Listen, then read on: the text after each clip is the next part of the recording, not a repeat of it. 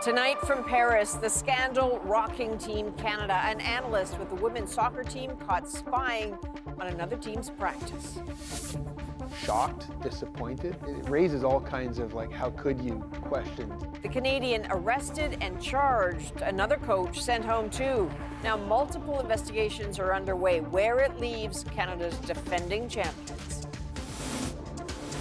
Also breaking, the wildfire emergency unfolding in Jasper, Alberta.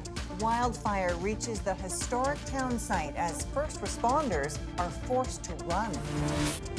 Plus, Joe Biden addresses the nation from the Oval Office. It's been the honor of my life to serve as your president. What he says about finally exiting the race and what will now be his final months as U.S. president. From CBC News and Chief Correspondent Adrian Arsenault and Erica Johnson. We'll get to Adrian in just a moment, but we are following major breaking news from Alberta, where a wildfire has now reached the historic Jasper town site. The situation is changing rapidly, but we now have confirmation multiple buildings are on fire. Crews are still fighting the flames, but those without breathing apparatuses have been forced to abandon that fight and evacuate. The situation becoming too dangerous. Let's go right to Madeline Cummings, who is outside the park gates tonight.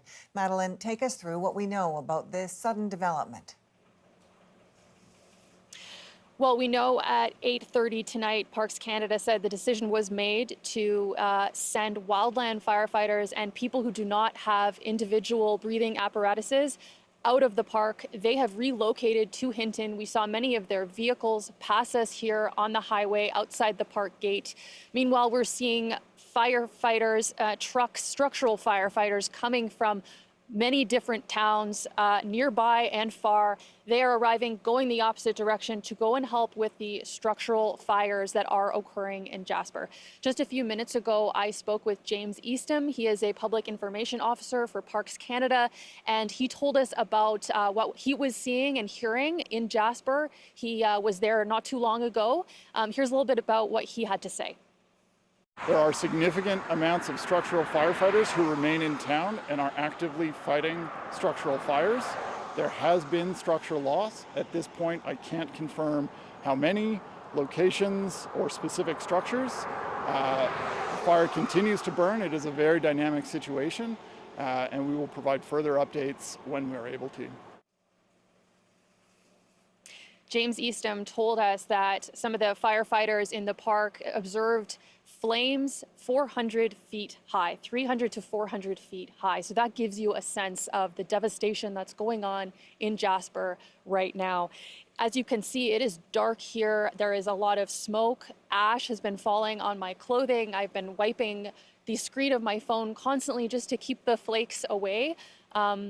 A devastating night tonight in Jasper. We know there are structural losses, but we just don't yet know how many. Madeline, flames 300 to 400 feet high. What is being done to try to keep those flames from advancing further? Well, we know that the South Fire has already reached the town, so they are focused on trying to fight those structural fires. But we heard also that the North Fire, which was 5 kilometers away earlier today, that has moved closer.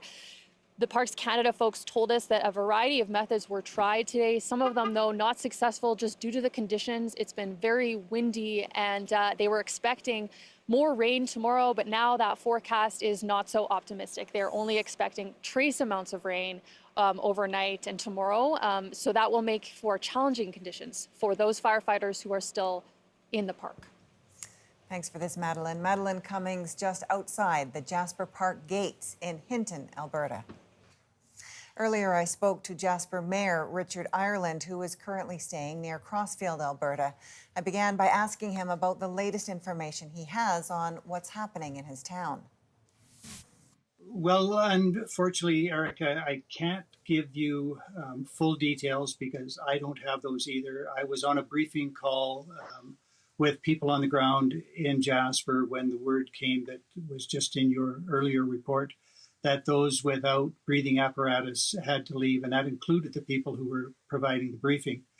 I can say that we have been apprised that there are multiple structures burning in the community. It appears that the damage will be extensive, but I don't have details beyond that. As you indicated earlier as well, there are additional structural fire protection units coming to town, and they have some heavy equipment, but whether that can be utilized to any effect at this state remains to be known. So if this is simply absolutely our community's worst nightmare, residents watching from afar, far beyond nervousness, I think like all residents, I feel essentially devastated, shattered, and absolutely helpless in the face of nature, which is just so powerful. And we just heard from a resident who has been evacuated. What would you like to tell those who left town about what could await them? Well, I certainly want to prepare them for significant loss. But, you know, I wanted to temper that with a bit of a message of optimism. Our community has been through hardships, nothing quite like this before, and we have been resilient, and I'm expecting that will surface again.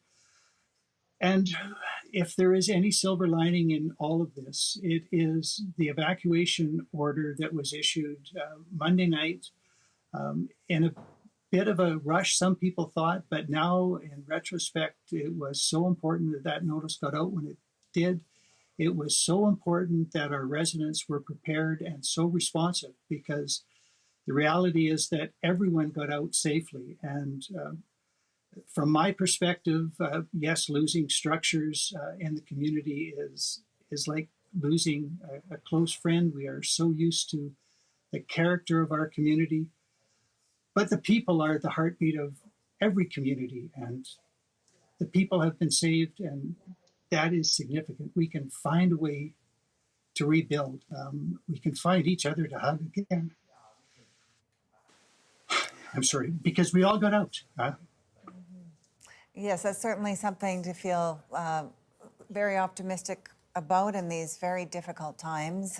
You spoke with a colleague earlier today and said, today is the worst day of your life. How are you and your community holding up?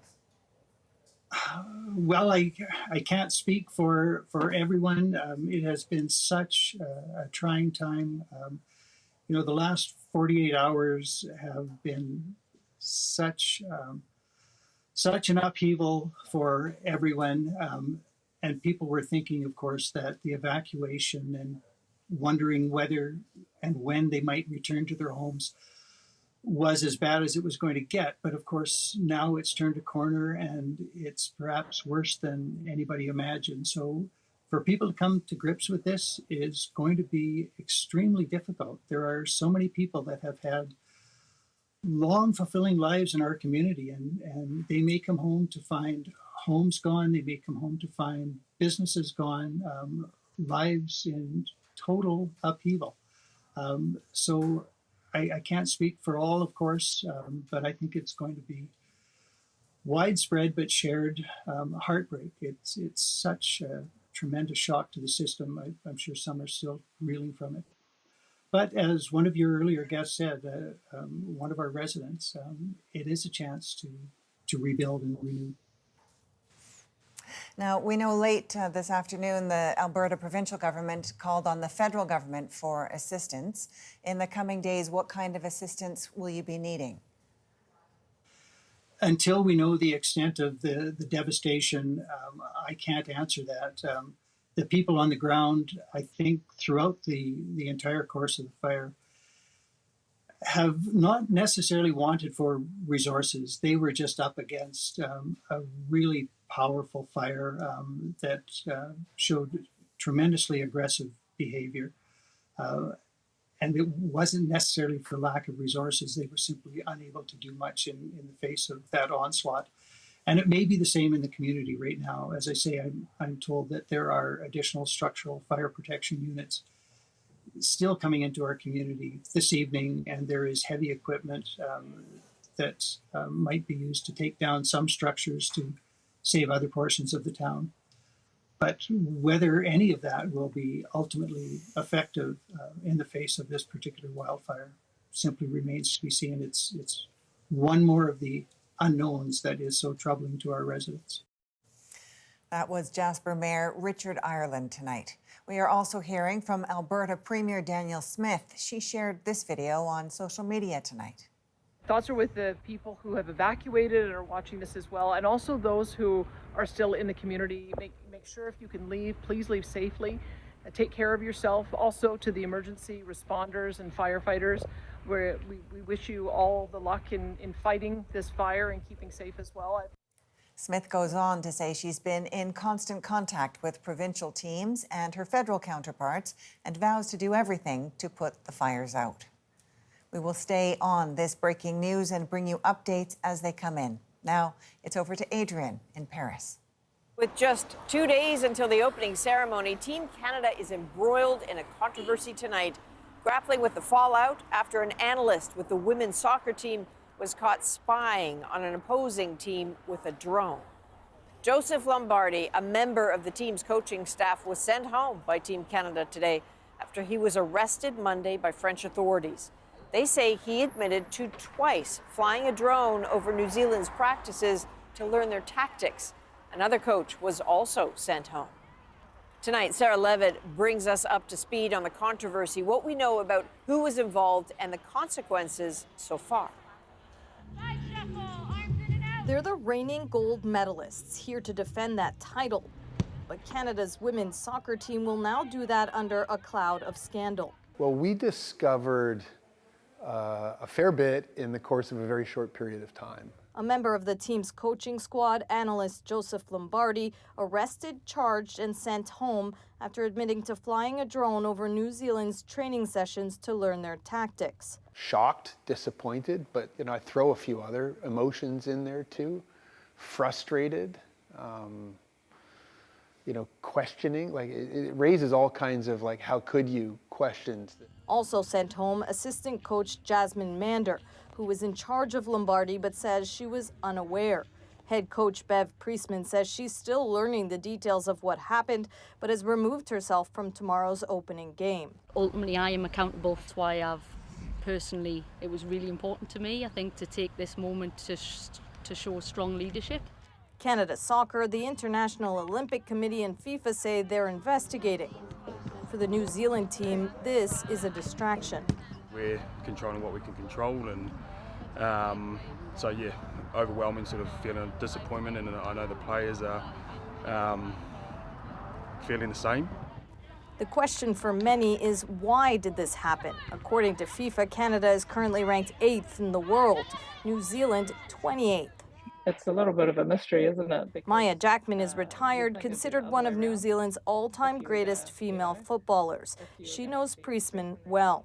I would not think that this was something she would condone or be a part of. She's a great coach, and she can coach without having to cheat. For the players, concentrating on the game is all that matters. We've worked really hard to get here as a group of players. Just been looking forward to this moment for so long. As the team tried to do just that at practice today, assistant coach Jasmine Mander was walking off the field, a solitary walk, before being driven off. So, Sarah, one of the big questions still hanging over the Canadian team is who else other than Lombardi knew what was happening here? What we've been told, it's limited to him, but investigations are ongoing. FIFA says its investigation is starting in the coming days. It'll focus on head coach Bev Priestman, Lombardi, as well as assistant coach Jasmine Mander. As for that Canada Soccer review, it'll be done by an independent party. Okay, lots more to come. Sarah Levitt, thank you. Looking forward to your reporting during the Olympics. Now, all of this is happening as the Canadian women's team gets set to face New Zealand Thursday at this stadium in St. Etienne. Thomas Daigle now with how this controversy is playing out at home in Canada. Different team, different tournament. But back in 2021, as the Honduran men's squad came to Toronto for a World Cup qualifying match, They reportedly spotted a drone flying overhead during their training and suspected Canada of spying. The response from Canada's then coach aired on Honduran media. A lot of people in Canada that fly drones, I'm sure. And when a big team like Honduras turn up, I'm sure people are probably interested in what they're doing. Now, Canada Soccer says an independent external review will look into the drone incidents in France, plus what it calls its historical culture of competitive ethics.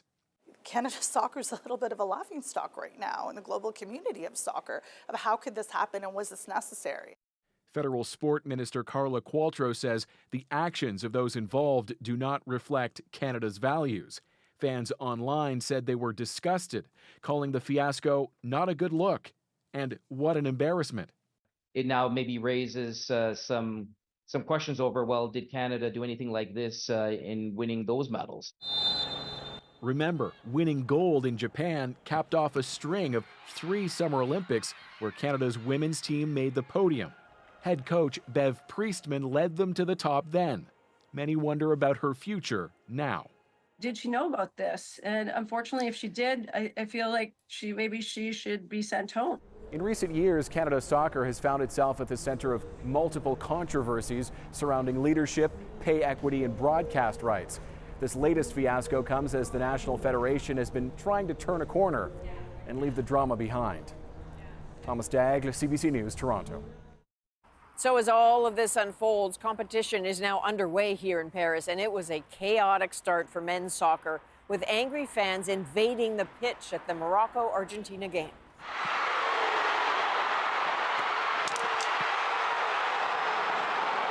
It was that goal by Argentina which would have tied the game 2-2. That sent Moroccan fans running onto the pitch, causing a nearly 2-hour delay before the game was finally finished. The goal ended up being disallowed. Morocco won 2-1. We'll have more from Paris in just a few minutes. First, though, it's over to Erica in Vancouver with some developing news. Thanks, Adrian.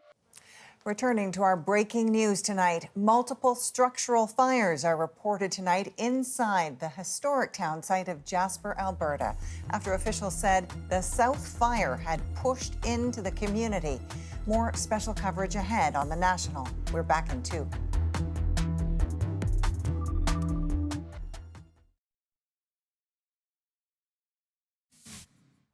We are following breaking news tonight. A wildfire has now burned into the town of Jasper, Alberta, after people fled there just 2 days ago. Officials now say they are battling multiple structural fires and trying to protect critical infrastructure. Just hours ago, that fire, called the South Fire, was several kilometers away, but it was driven in by strong winds. We will have more breaking news coverage in a moment. But first, we want to turn to other developing news, starting in Washington, where Joe Biden delivered an Oval Office address this evening. Biden laid out his reasons for abruptly quitting the presidential race and endorsing his vice president to replace him. I've decided the best way forward is to pass the torch to a new generation. That's the best way to unite our nation. Paul Hunter has been listening closely to that speech. Paul, another remarkable moment in a campaign full of them. Hey, Erica, yeah, this was history. The President of the United States telling Americans from the Oval Office he's done, that he's giving up the job when his term ends in January, and doing so willingly instead of trying to hang on and run again. It's not news in the sense that he announced it Sunday, but it's a remarkable thing to hear him describe his own thinking on it, under pressure from those insisting he's too old and all the predictions that he'd lose the election if he stayed in it, the election he himself had framed as crucial for U.S. democracy. In the end, as Biden explained it tonight, he heard those asking him to go as that election looms. In short, he said, it's country over self. Here's a clip. In recent weeks, it's become clear to me that I need to unite my party in this critical endeavor. I believe my record as president, my leadership in the world, my vision for America's future, all merited a second term. But nothing can come in the way of saving our democracy. That includes personal ambition. And then there's the age thing, the irreversible thing that's lately led every conversation in this country, as so many put it, on whether Joe should go. A factor Biden had, at least publicly, denied until tonight. Here's another clip. There is a time and a place for long years of experience in public life. There's also a time and a place for new voices, fresh voices, yes, younger voices. And that time and place is now. Younger voices, the only hint on that tonight from Biden, but a powerful acknowledgement. And by younger, Paul, he is clearly talking about Kamala Harris. Yeah, he sure is. And she's already out campaigning in Indianapolis today, for example, experiencing again this remarkable boost in enthusiasm by Democrats in the short time since Biden first announced he was pulling back. So much enthusiasm that Donald Trump is talking about her too. At a rally tonight in North Carolina, he brought her up a lot. Here's some of Trump. You've done a terrible job. You've been terrible at everything you've done. You're ultra-liberal, and we don't want you here. We don't want you anywhere. Kamala, you're fired. Get out of here. You're fired. Yet another indicator, Erica, the race ahead promises to be brutal. Thanks for this, Paul. Paul Hunter in Washington. The Bank of Canada has cut its key interest rate again, and the central bank says it is reasonable to assume there could be more cuts on the horizon. Paulette Duhacek now on what's behind today's decision and the immediate impact on your wallet. That is the most important thing. Amy Grimble wants to buy a house in her neighborhood. After years of renting, she thinks she might finally be able to afford it. Through COVID, with inflation and grocery prices and everything, there was just no opportunity for us to really save. But, you know, obviously with the recent interest rate changes, there's been a little bit more hope. That hope as the Bank of Canada cut its key interest rate by 25 basis points to 4.5%, its second consecutive cut, this one coming after June inflation dipped to 2.7%. Broad-based price pressures are easing, and we are increasingly confident that the ingredients are now in place to bring inflation back to the 2% target. The bank is confident it can now lower interest rates without driving inflation back up, potentially bringing some relief for Canadians. They'll have more money in their pocket because the bank, again, reducing rates reduces your interest on your credit cards and it reduces interest on variable mortgages. Still, with this latest rate cut, a new question emerges. Okay, so you want to know where interest rates are going. The bank says it still has to keep an eye on inflation, including the impact of housing costs, both rent and mortgages. But if all goes according to plan, it is reasonable to expect further cuts in our policy rate. That decision set to come in just over 1 month. As for Grimble, she's starting to look at listings, though she worries she may not be the only one. Once the rates do go down, sellers will kind of raise their prices just a little bit more. A common concern in the midst of a housing affordability crisis, but still too soon to tell. Paula Duhacek, CBC News, Toronto. Returning to our breaking news tonight, multiple structural fires are reported tonight inside the town of Jasper, Alberta, after officials said the South Fire had pushed into the community. People were ordered out of the town 2 days after, with multiple fires threatening it. We'll have more throughout this hour. Stay with us.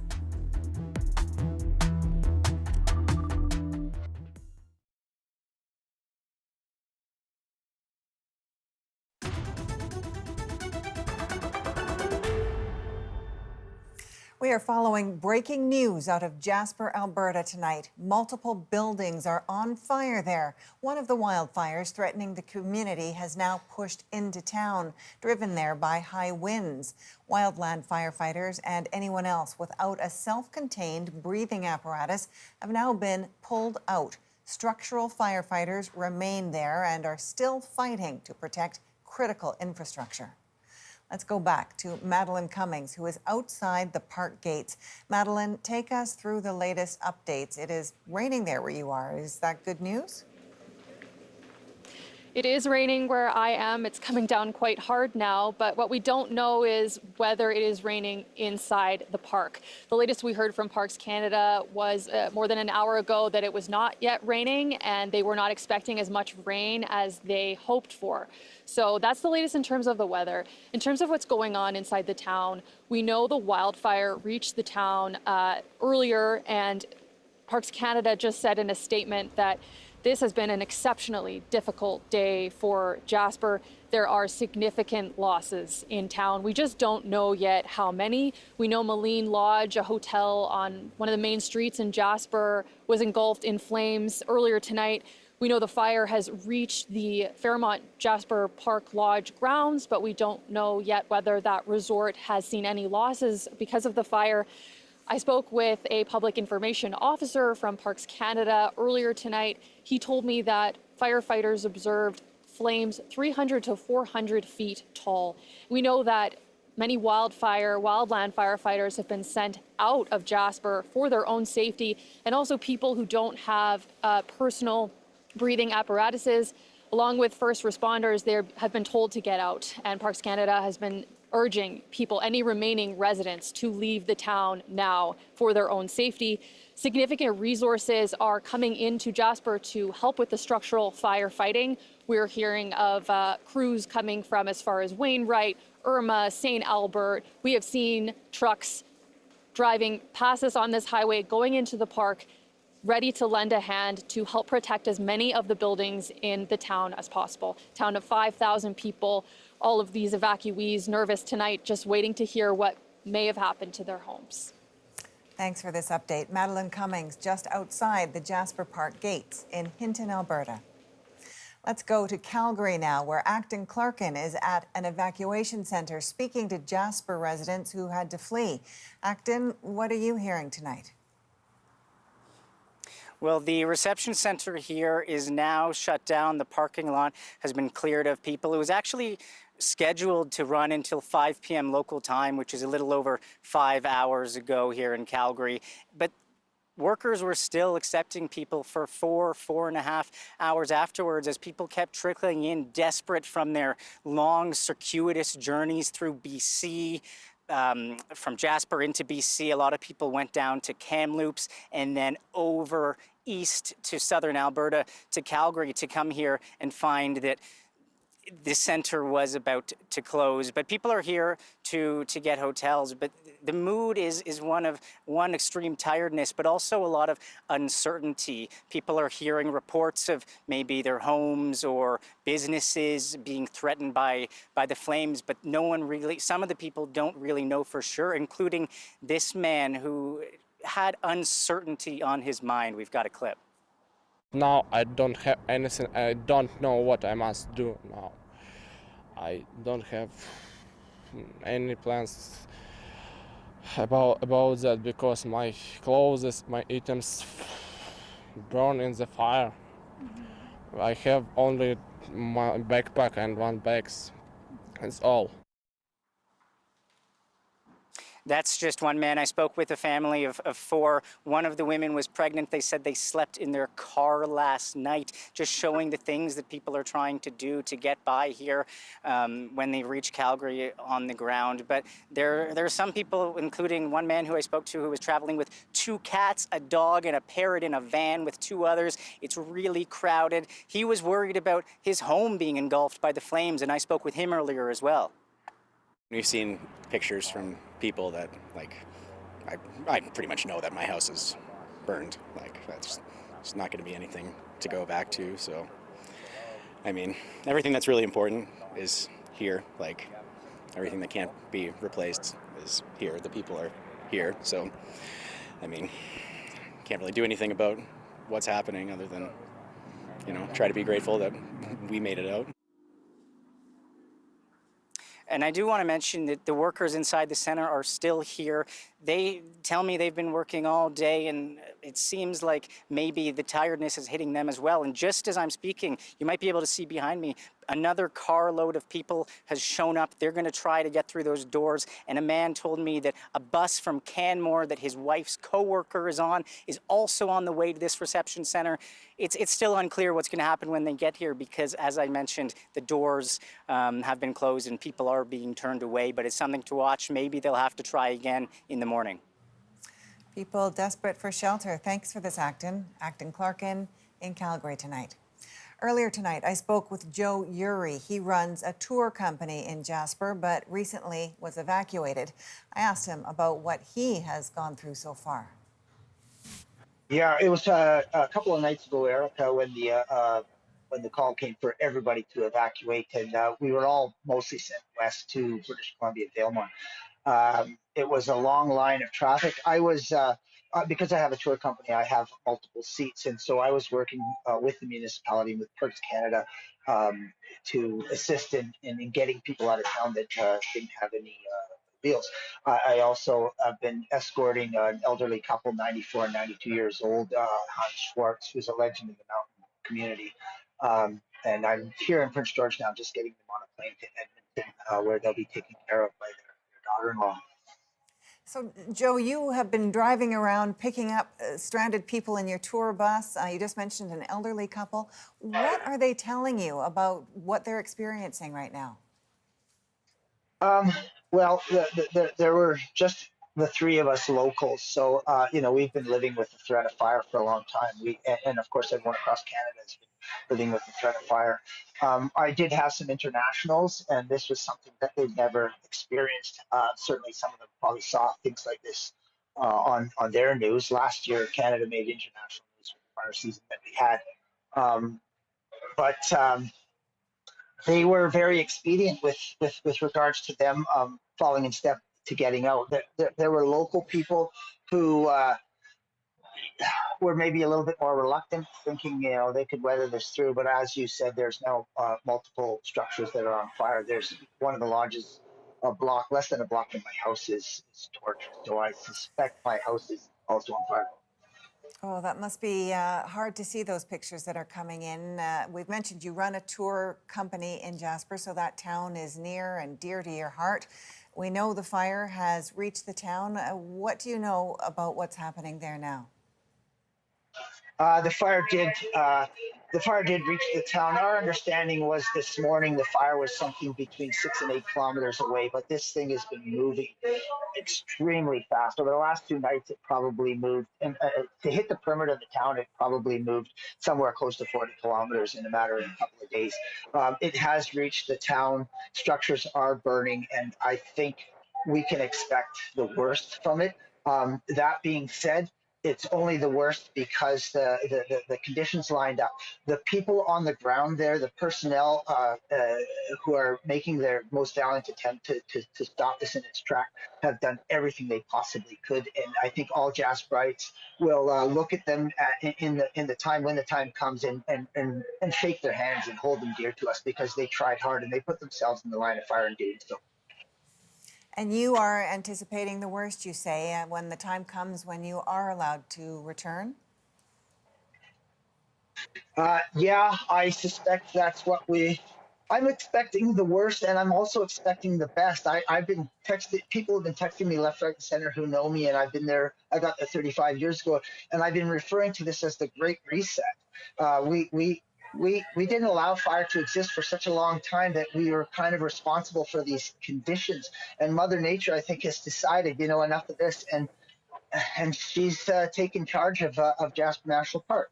When this all comes to pass, I know it's hard for everybody to hear. We'll get together and we'll put this back. And hopefully we'll put it back in a manner that better respects the idea of this. And hopefully we'll include the Indigenous peoples of the area. I'm a member of the Métis Nation. We'll include the Indigenous peoples of the area who've not been allowed to participate in the economy of Jasper National Park or even be in Jasper National Park for a very long time. So it's both the most sad thing that Jasper has ever experienced and the most beautiful thing at the same time. I know people don't want to hear that, but that's the way I feel. Interesting perspective. And you mentioned this morning the reports where this fire was 8 kilometers away, and yet it has rushed in. It is now inside the town. How surprised were you, and have you spoken to others who may have been caught off guard? Well, I wasn't surprised at all. So there's a couple different fires. This is the South Fire. This is the one this is the beast that consuming the town. The East Fire, I was there the moment that it kicked up. I was actually on tour with guests from England, and we saw the fire ignite. And I tried actually to put it out unsuccessfully, and it just blew up. I worked fighting forest fires in the 80s, and I know the volatility. I know the speed of it. I know that when Mother Nature wants to go, she goes, and we just either have to get out of the way and turn it over to the professionals and just hope for the best. Some people, again, may have been reluctant to believe that, and I don't blame them. I mean, who wants to believe that their house is about to go up in flames? And just to recap that breaking news, wildfire has now engulfed the historic town site of Jasper, Alberta. Multiple buildings are on fire. Officials now say significant loss has occurred. This just days after thousands were forced to evacuate Jasper. Stay with us. We'll be right back.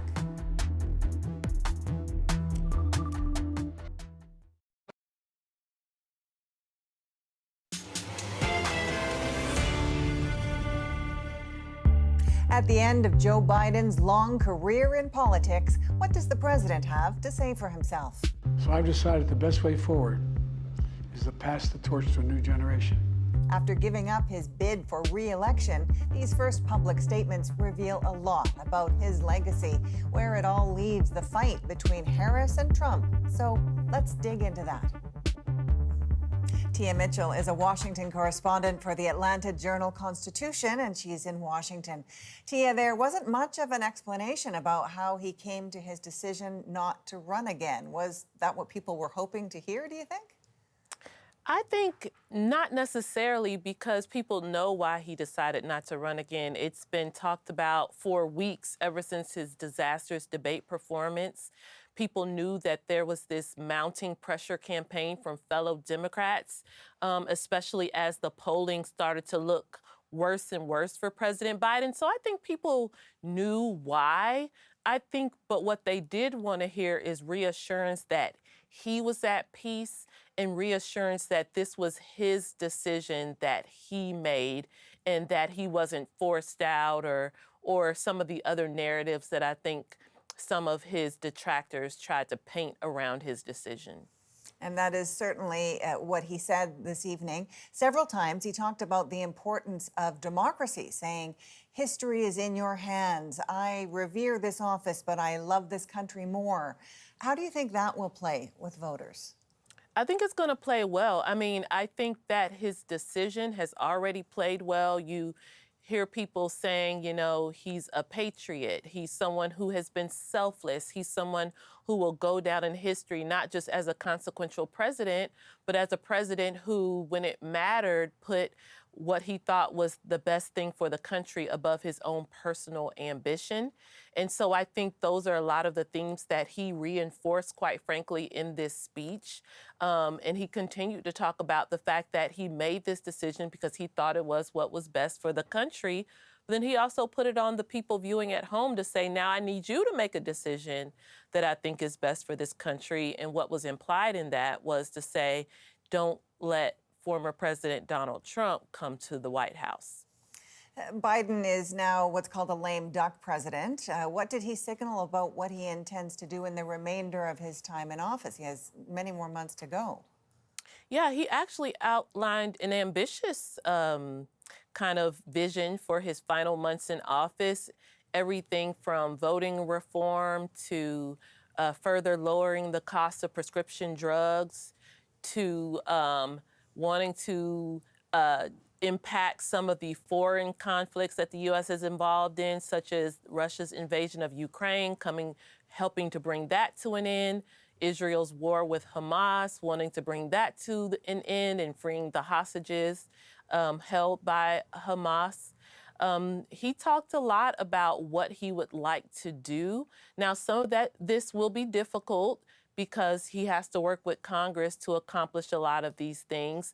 But other things might not be as difficult. For example, the cancer moonshot, which is something that he and First Lady Jill Biden have been working on.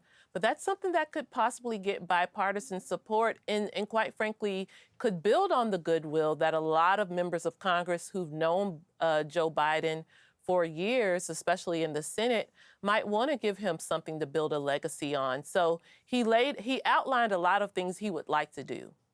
All right, and what's the thinking around what role he might play in Kamala Harris's campaign? He has said he's going to be working like hell to help get her elected. Yeah, I think, number one, it was important for him to pass the torch in a way that tells the people who supported him, the people who were disappointed that he bowed out, that it was, again, his decision to make. He stands behind it, but that he also stands fully behind Kamala Harris to make that seamless transition. And I think it'll be important for him to continue to do that. You know, there may be some donors and some longtime Democrats that want to hear from President Biden on that and on the issues of democracy. All right, Tia, I've got to stop there. Thanks so much. Good to get your input today. Thank you. Tomorrow, Biden is scheduled to meet with Benjamin Netanyahu on the heels of the Israeli leader's address today to U.S. Congress. As Chris Reyes shows us, his message was met with cheers by some and protests by others. Inside the U.S. Capitol and outside, two very different scenes highlighting deep divisions over the war in Gaza. From Israeli Prime Minister Benjamin Netanyahu, an impassioned plea to Congress for support. Remember this, our enemies are your enemies. Our fight is your fight, and our victory will be your victory. But on the streets, tensions flared. Police using pepper spray and making arrests in a crowd of protesters. The scene at times chaotic. A fight between demonstrators on different sides, flag burning and vandalizing of monuments. But there were also those marching peacefully with a simple message for Netanyahu: end the war. Stop the killing. It's not a political statement. I want to be part of a historic movement to stop the genocide. Netanyahu addressed the protests head on. Many anti-Israel protesters, many choose to stand with evil. They stand with Hamas. For all we know, Iran is funding the anti-Israel protests that are going on. For almost an hour, he spoke in a chamber with empty seats, dozens of Democrats choosing to skip the speech. Netanyahu defended his government's handling of the war and laid out his hopes for what happens when it's over. My vision for that day is of a demilitarized and de-radicalized Gaza. We must retain overriding security control there to prevent the resurgence of terror. But repeatedly, he came back to accusations against Iran. In the Middle East, Iran's axis of terror confronts America, Israel, and our Arab friends. Netanyahu now takes the message directly to President Joe Biden, Vice President Kamala Harris, and Republican nominee Donald Trump in meetings later this week. Chris Reyes, CBC News, New York. The Stanley Cup arrives in 6 nations.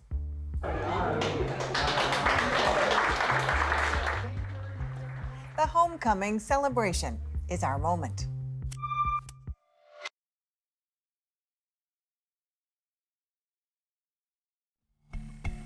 Florida Panthers defenseman Brandon Montour there hosting the Stanley Cup last month after that intense 7-game series against Edmonton. Well, he got to do it again after he brought the cup back to his community at 6 Nations of the Grand River. Tonight, this hometown hero makes our moment.